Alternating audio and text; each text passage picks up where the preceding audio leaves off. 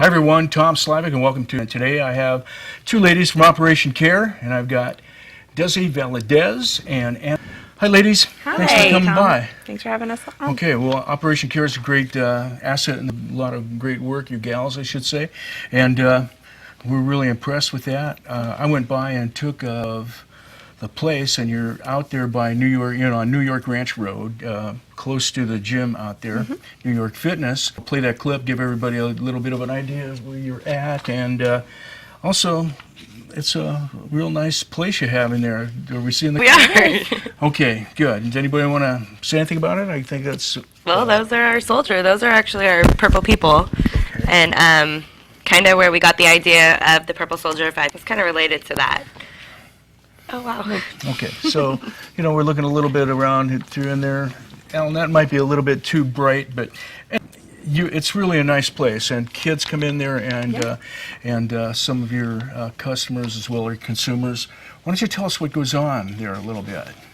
So for domestic violence and sexual assault crisis support, that entails restraining orders. We have a safe house, counseling for both children and male and female victims of both assault. In addition to that, we do court accompaniment, hospital accompaniment, that sort of thing. And we offer anger management for the probation department, and we do their anger management courses for kids that are looking for maybe not necessarily domestic violence counseling, but maybe self-esteem classes, or they are aware that they have anger issues. They can come to us for counseling as well in class. Okay, so you have a hotline number when things are really hot to get a hold of you and to try to cool that situation down. But when people want to get a hold, talking about, it sounds to me like they're going to come by, make some appointments, and things like that. They use the same number? They can use the same number. If it's before 5, generally it's better line at 223-2897. If it's after 5 o'clock, our crisis line, 223-2600 is their best bet. Okay. Do you get a lot of calls? Yeah, our phone rings constantly. And it sounded like some of the things that you do was to help with the courts for people to get like a restraining order? A restraining order. We'll go to court with them through the whole process. If there are criminal charges brought against the batterer, that sort of thing. Slow you down a little bit and tell us why that's important for you to, be their advocate and go through the system with them. For people to have an advocate going through the domestic violence process and the restraining order process, because a lot of times they don't have anyone else. Sometimes their family isn't there for them, or their family doesn't know us. So we're able to step in, take that burden off of them, take that burden off their family, and just go through the process with them. I mean, we don't stand up there and say anything on their behalf, but we're just there when there that they can turn to. If they need to stop talking, they can turn to us, and we can let the judge know, or let whoever know that they need a break. They can't continue like this, and that sort of thing. So I imagine it's good to have a friend and an ally close by, and someone standing by you, right? Definitely. Okay. Yeah, All right. I have. If you don't mind. Love that. We were talking about the crisis line, and a lot of times our crisis line is for domestic violence and sexual assault, but we have different resources and referrals to different agencies in Amador County, as well as outside of our county if people call that aren't here.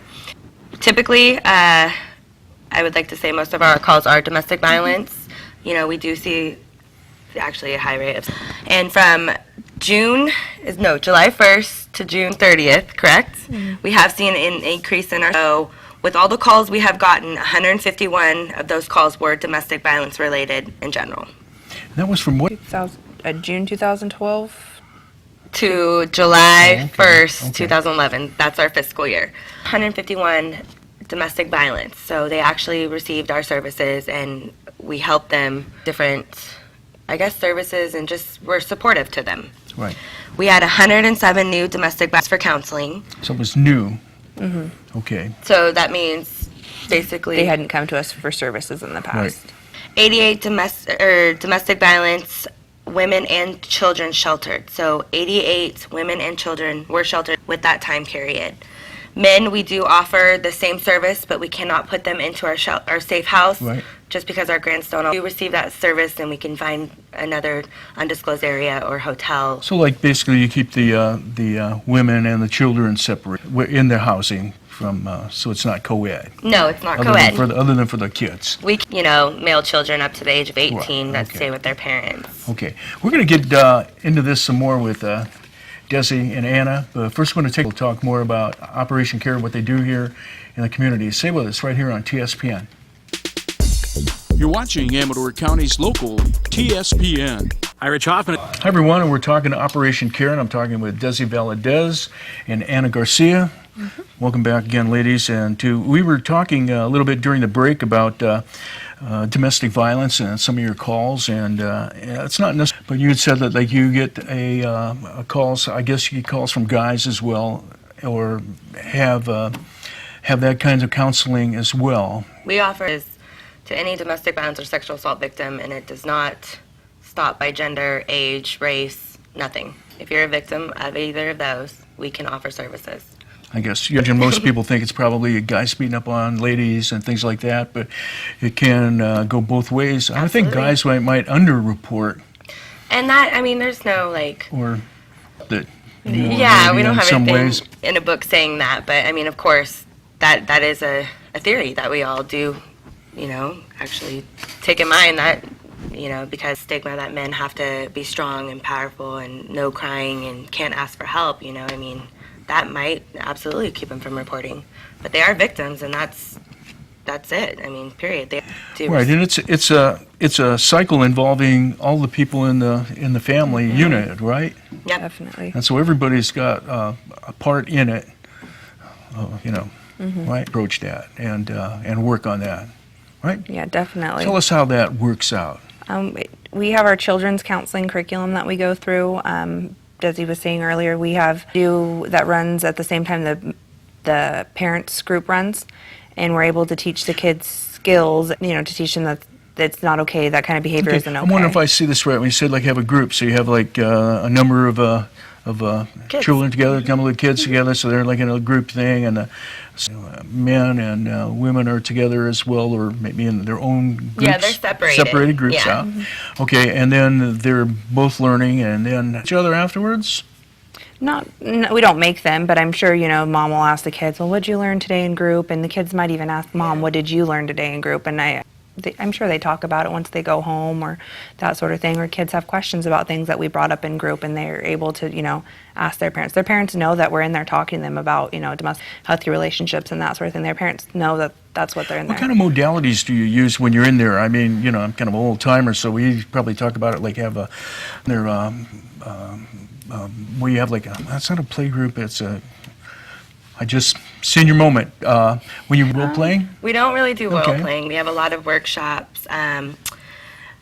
Basically, I mean, our theory too, I guess it just depends on what advocates in there is a lot of hands-on timeout bottles, where the kids can just, it's a really cool idea, but you just put glitter and they shake it up when they're feeling upset, and it just gives them a moment to calm themselves and approach the situation in a behavior than anger. We have done, like what's appropriate and what's not appropriate, as in like yelling and hitting and biting and all that kind of stuff. Which we do that with their parents as well. So it's really helpful. If you're in this situation, what to do, where to go, who to call for help. Okay, so you find that it is helpful for people. And I say, boy, I'm really glad, we came here. And we might not reach all of them, but there are those ones that we know. And they Already. keep coming back, and they can actually be the first to raise we ask. So it's really nice to see that. Okay, and tell us about some other things as well. Well, I wanted to kind of Sure. stats that we have, and we did serve 42 victims with temporary restraining orders, and we did serve in total 206 clients. So that would be hospital response, restraining orders, crisis intervention, one-on-one counseling. Any of those, we served a number of 264 clients in domestic violence. So I mean, that's a high number, and like we were talking just on our, it's not something that people like to talk about, and it does No, make it uncomfortable. Yeah.